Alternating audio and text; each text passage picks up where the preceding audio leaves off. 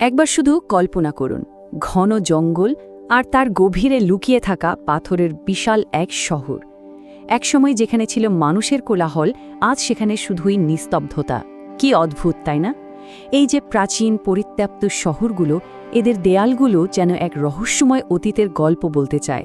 চলুন, আজকের এই আলোচনায় আমরা ঠিক সেই হারিয়ে যাওয়া সভ্যতাগুলোর রহস্যের গভীরে ডুব দেব। কিন্তু সবথেকে বড় আর গা ছমছমে প্রশ্নটা তো একটাই, এখানকার মানুষগুলো গেল কোথায়? কেন তারা নিজেদের এত সুন্দর, এত সমৃদ্ধ শহর, বাড়িঘর সবকিছু ছেড়ে হঠাৎ করে উধাও হয়ে গেল? এই একটা প্রশ্নই কিন্তু আমাদের আজকের এই পুরো অনুসন্ধানের পেছনে কাজ করবে। তো এই যে বিশাল এক ঐতিহাসিক রহস্য, এর গভীরে আমরা কিভাবে যাব? চলুন দেখে নিই আমাদের আজকের যাত্রাপথটা। প্রথমে আমরা এই অমীমাংসিত রহস্যটার প্রেক্ষাপটটা একটু বোঝার চেষ্টা করব।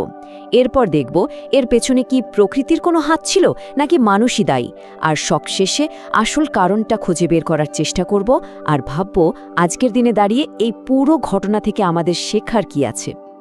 তাহলে চলুন শুরু করা যাক আমাদের প্রথম পর্ব দিয়ে, একটা অমীমাংসিত রহস্য। মানে আমরা এখানে দেখব যে কোনো একটা সমাজের পতন, এটা কিন্তু বিচ্ছিন্ন কোনো ঘটনা না, বরং এটা মানবিক ইতিহাসে বারবার ফিরে আসা এক ধাঁধার মতো। ভাবা যায়, সিন্ধু উপত্যকা, মায়ার সভ্যতা, এরকম কত বড় বড় সভ্যতা পৃথিবী জুড়ে একসময় ছিল, আর আজ তারা কালের গর্ভে বিলীন। পেছনে পড়ে আছে শুধু কিছু ধ্বংসস্তূপ আর হাজারো প্রশ্ন। প্রত্নতাত্ত্বিক আর ঐতিহাসিকরা কিন্তু আজও এই ধাঁধার উত্তর খুঁজে চলেছেন। আচ্ছা, এবার তাহলে আমাদের দ্বিতীয় পর্বে আসা যাক। এখানে আমরা একটু খতিয়ে দেখব পতনের পেছনে প্রকৃতির ভূমিকা ঠিক কতটা ছিল। মানে পরিবেশগত চাপ কি এই ধ্বংসের জন্য আমাদের প্রধান সন্দেহভাজন হতে পারে? তো এই যে আমরা বলছি পরিবেশগত পতন তত্ত্ব, ব্যাপারটা আসলে কি? খুব সহজ করে বললে এর মূল আইডিয়াটা হলো, যখন কোনো সভ্যতা তার চারপাশের প্রাকৃতিক সম্পদকে অতিরিক্ত ব্যবহার করে ফেলে, বা ধরুন খুব বড় কোনো জলবায়ু পরিবর্তনের মুখে পড়ে, তখন তার পতনটা প্রায় নিশ্চিত হয়ে যায়। আচ্ছা, তাহলে কি কি কারণে এমনটা হতে পারে? দেখুন, এখানে কয়েকটা সম্ভাব্য কারণ আছে। যেমন ধরুন, দীর্ঘ সময় ধরে খরা চলল, অথবা ব্যাপক হারে বন কেটে ফেলা হলো, যার ফলে ভূমিক্ষয় শুরু হলো, আর শেষমেশ দুর্ভিক্ষ। এই প্রত্যেকটা জিনিস কিন্তু একটা সমাজকে ভেতর থেকে একেবারে পঙ্গু করে দেওয়ার জন্য যথেষ্ট। প্রাচীন পুয়েবলো জনগোষ্ঠীর কথাই ভাবুন না।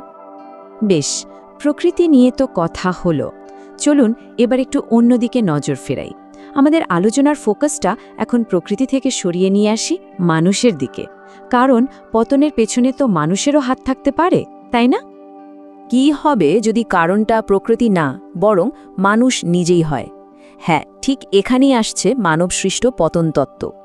এই তত্ত্বটা বলছে যে নিজেদের ভেতরের মারামারি, মানে অভ্যন্তরীণ কোন্দল, যুদ্ধ বা সামাজিক অবক্ষয়, এই সব কিছুই একটা সভ্যতাকে ভেতর থেকে একেবারে শেষ করে দিতে পারে।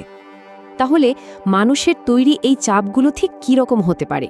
এখানে কয়েকটা উদাহরণ দেওয়া আছে, দেখুন। নিজেদের মধ্যে সামাজিক গোলমাল, গৃহযুদ্ধ, বাইরে থেকে আক্রমণ, এমনকি ব্যবসা বাণিজ্যের পথ বন্ধ হয়ে যাওয়াও একটা বড় কারণ হতে পারে। যেমন ধরুন, মায়া সভ্যতার পতনের পেছনে কিন্তু তাদের নিজেদের ভেতরের মারামারি বা সংঘাতের একটা বিশাল ভূমিকা ছিল বলে ভাবা হয়। তো আমরা দুটো আলাদা কারণ দেখলাম, প্রকৃতি আর মানুষ। কিন্তু আসল মজাটা কোথায় জানেন? যখন এই দুটো তত্ত্ব একসাথে মিলে যায়। আর এটাই আমাদের এই অনুসন্ধানের ক্লাইম্যাক্স। এই কথাটা একবার খেয়াল করুন, এটাই কিন্তু আমাদের পুরো আলোচনার মূল কথা।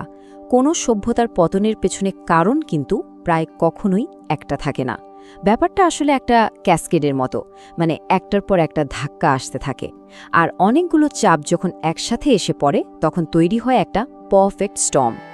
তাহলে এই যে ক্যাসকেড এফেক্ট বা ধারাবাহিক পতনের কথা বলছি, এটা আসলে কিভাবে কাজ করে? এই স্লাইডটা দেখলে ব্যাপারটা খুব পরিষ্কার হয়ে যাবে। দেখুন কিভাবে একটা সমস্যা থেকে আরেকটা তৈরি হচ্ছে। প্রথমে পরিবেশের ওপর চাপ পড়ল, ধরে নিন খরা হলো। তার ফলে কি হলো? খাবারের অভাব দেখা দিল। আর যখন খাবারের অভাব হয়, তখন সমাজে অস্থিরতা বাড়ে, নিজেদের মধ্যে সংঘাত শুরু হয়, আর এর শেষ পরিণতি, পুরো সিস্টেমটাই ভেঙে পড়ে, আর মানুষ বাধ্য হয় তাদের প্রিয় শহর ছেড়ে চলে যেতে। এতক্ষণ তো আমরা অতীতের কথা বললাম, চলুন এবার একটু ভাবি এই প্রাচীন ইতিহাস আজকের দিনে দাঁড়িয়ে আমাদের কি বলে, কিভাবে এটা আমাদের বর্তমান চ্যালেঞ্জগুলোর সাথে জুড়ে যায়।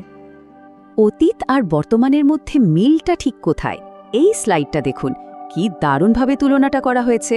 প্রাচীনকালে তাদের সমস্যা ছিল বনজার করা, আর আজ আমাদের সামনে দাঁড়িয়ে আছে জলবায়ু পরিবর্তন। তাদের ছিল ভূমিক্ষয়, আর আমাদের আছে প্রাকৃতিক সম্পদের ঘাটতি। বিলগুলো দেখলে কিন্তু সত্যি অবাক হতে হয়, তাই না? আসলে অতীতের এই পতনগুলো নিয়ে জানাটা কেন জরুরি? কারণ এটা আমাদের আজকের এই জটিল ইন্টারকানেক্টেড পৃথিবীতে বিপদ সংকেতগুলো চিনতে সাহায্য করে। আর ২১ শতকে দাঁড়িয়ে এই জ্ঞানটা থাকাটা কিন্তু ভীষণই দরকারি। তাহলে শেষ প্রশ্নটা এটাই, ইতিহাস কি আমাদের কোনোভাবে সতর্ক করার চেষ্টা করছে? অতীতের আয়নায় নিজেদের বর্তমান আর ভবিষ্যৎকে ফেলে দেখার এই ভাবনাটা, চলুন এই ভাবনাটা নিয়েই আজকের আলোচনা শেষ করা যাক।